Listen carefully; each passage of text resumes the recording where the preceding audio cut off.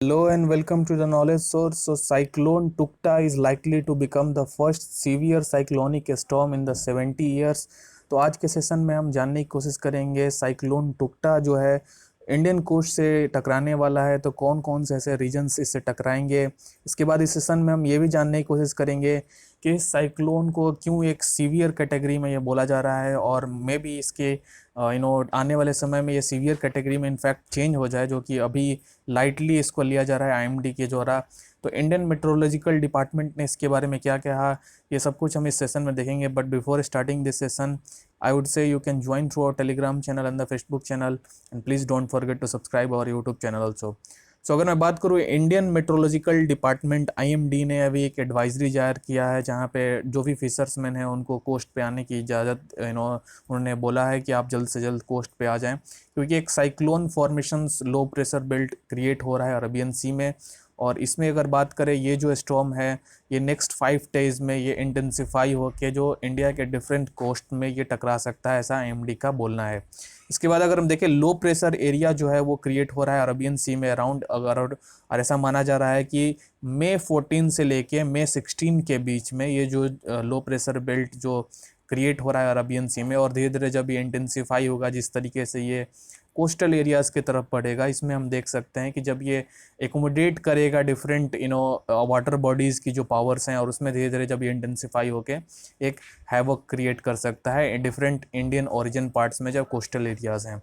सो अगर हम देखें, मई 16 तक का ये आईएमडी का ये प्रिडिक्शन है कि मई 16 तक, यानी कि 14 टू 16 के बीच में ये टकरा सकता है। और मेनली ये नॉर्थ वेस्ट जो साइड है इंडियन की, वो कोस्टल एरियाज से ये टकराएगा। सो अगर हम देखें कौन कौन से ऐसे एरियाज हैं, यहाँ पे ये टोटल यहाँ पे 2-3 पॉइंट्स बताया है आईएमडी ने, जहाँ पे केरला में और पुडुचेरी में, तो ये कुछ ऐसे एरियाज़ हैं जहाँ पे ये आईएमडी का मानना है कि ये जो एरियाज़ है यहाँ पे टकरा सकता है। इसके बाद ये टोटल एक अगर मैं आपको बताऊं, ये टोटल एरिया एक एडवाइजरी जाहिर करते हुए ये बताया गया है कि right from the Kerala up to the Gujarat coastal areas में अभी के अगर टाइम पे, क्योंकि प्रेडिक्शन जो है वो मे भी चेंज हो सकती है, इसके चलते ये जो भी कोस्टल एरियाज़ हैं right from Gujarat to Kerala, यहाँ पे इनको एडवाइजरी जारी किया है कि आप प्रिपेयर्ड रहें। और मे भी ऐसी भी पॉसिबिलिटी है कि ये जो लो प्रेशर बेल्ट क्रिएट हो रहा है, और जब ये इंटेंसिफाई हो के जब कोस्टल एरियाज़ की तरफ आए, तो ये मे भी कराची से होते हुए पाकिस्तान की तरफ भी निकल सकती है।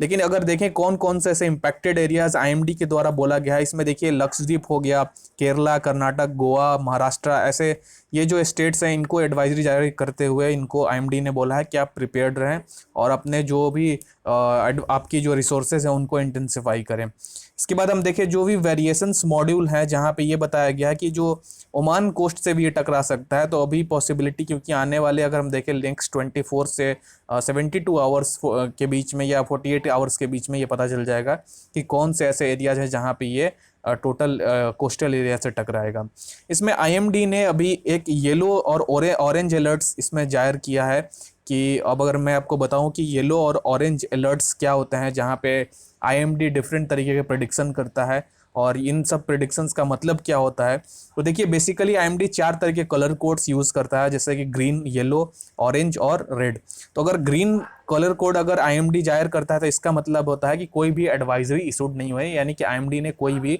अपने तरफ से इंस्ट्रक्शंस नहीं दिए हैं। येलो का मतलब होता है कि जो सीवियर बैड वेदर जो स्पैन जो हो रहा है कुछ डेज से, प्रीवियस कुछ 4 डेज से या 3-4 डेज से,